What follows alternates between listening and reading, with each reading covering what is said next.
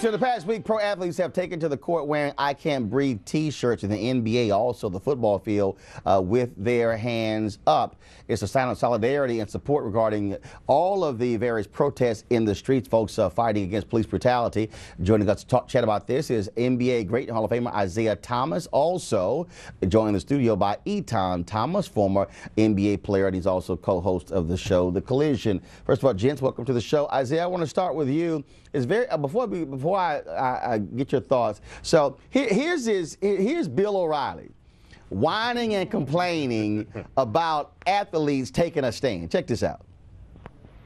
If you're going to throw in as a professional athlete or an actor or on stage, by the way, I'm not talking about in your private life. I'm not talking about that. But if you're in an arena where people have paid money to come and see you and you're working for a team, all right, and then you make a statement, a political statement, as these statements are, I don't mind that if you defend the statement articulately, as the Rams players could not do that because they didn't even know that don't shoot, hands up, don't shoot was debunked by the forensic evidence in Ferguson. They didn't even know that. All right, they thought that hands up, don't shoot was what actually happened. So their protest was based on a fallacy.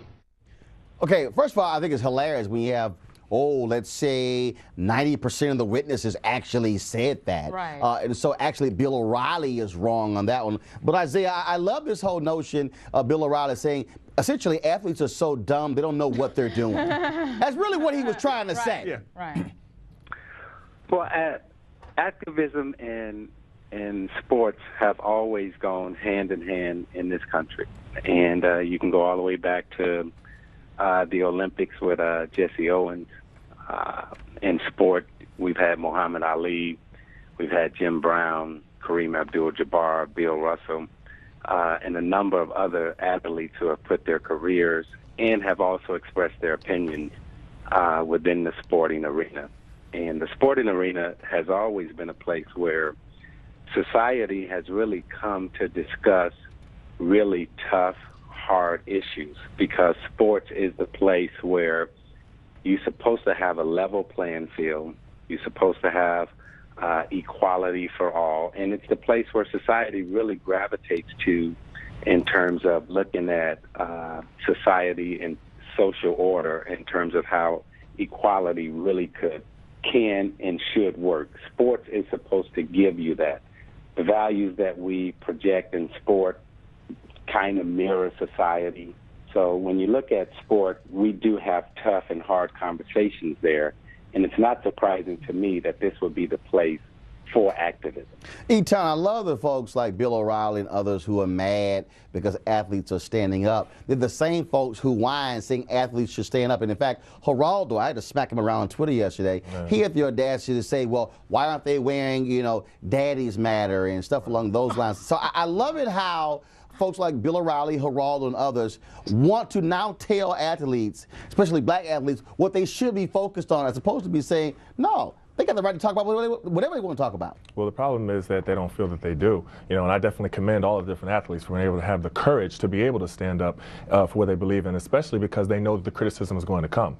I was interviewing Dr. John Carlos yesterday on our show, The Collision, I co-host with Dave Zirin. We were talking about the criticism that they received when they came back from the '68 Olympics. And he was talking about how they tried to demonize them and they had tried to ridicule them and just tear down their entire message. And how the way that that's happening right now with the different players now. And it's interesting because I was watching Bill O'Reilly as well, and he was talking about how he was saying, well, when I get stopped by the police, I just, follow their instructions and everything is fine. And I'm just like, Bill O'Reilly, you have to understand that there's a whole different experience when you get stopped by the police than what we get stopped by the police. In a town car, so his town car driver's getting stopped, not Bill O'Reilly. Right. But he ain't driving home. That's true, but there's this bubble that people think that athletes are kind of protected from when it comes for the police, and that's just not true. Well, in fact, Isaiah, and I'm going to go to the panel as well, we know the stories, especially for years, athletes have had issues, especially in Miami, where I think several athletes were pulled out of cars, had to sit on the curb for 45 minutes to an hour while the cops searching their vehicles. So professional athletes know this experience, not just growing up in neighborhoods, but even as being professional athletes. You're absolutely right, because being a professional athlete doesn't you're still an African American male in this country. And just because you become a professional athlete and you do financially move up the ladder, your skin color doesn't change. And there are, as we're seeing across the country, and we're seeing protests internationally supporting the way African Americans have been treated in this country.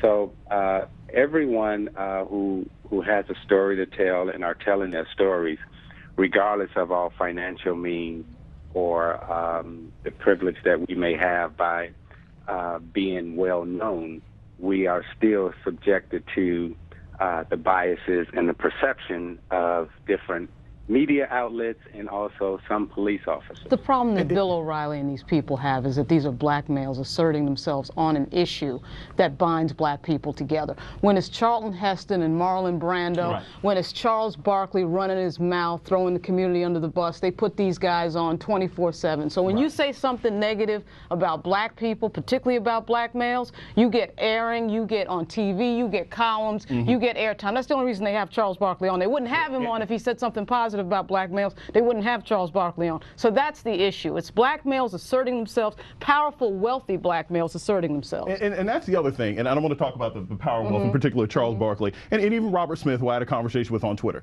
Look, everybody has a right to protest, whether you're on a team or not, and that's critical and that's important. Right. But not everybody's opinion on these issues is credible. And that's why there's a difference between protesting and, say, Charles Barkley, who's treated like an expert when he's put on certain networks to talk 24 hours a day about issues that he hasn't been connected to in the last 25 years, given his background and record. So that's what matters as well. Lastly, the irony that these people don't get is that they say they want their entertainment to be seen and not heard, where these athletes are simply being human beings, which is what the Black Lives Matter piece is, which means we are human beings, treat us as such, and yet the pushback against these athletes are, go play ball. We don't want to hear that. But nobody cares about the politics when it's pro 9/11, when it's pro military, when people are wearing badges about missing soldiers. Nobody cares about that. Or when it's October, it's Breast Cancer Awareness Month, wherever. These are league-wide initiatives. But when you stand up on an innately black issue, see, that's the thing, because if you were doing 9/11, nobody would say anything. Or it comes from a black center space. That's what this is, a black-centered movement. That's right. And now it's like, wait a minute, we don't have autonomy over this, we don't have control over this. That's right. We're pushing back. Final comment, Tom. And even more to this, there's a certain disconnect that mainstream America has to thinking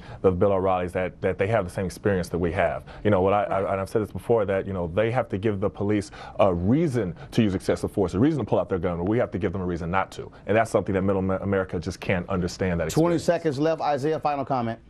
I would piggyback on what Etan is saying. There's a bigger issue in this country and we really have to move past the discussion of race and really start dealing with perception and bias, because that's where we're really at. When you feel fear because you look at a black male, then we have a problem in this country. And we need to really start having a hard discussion about perception and bias and implicit bias. All right. Isaiah Thomas, Hall of Famer. We surely appreciate it. Thanks a lot. Etan Thomas, thanks a bunch as well.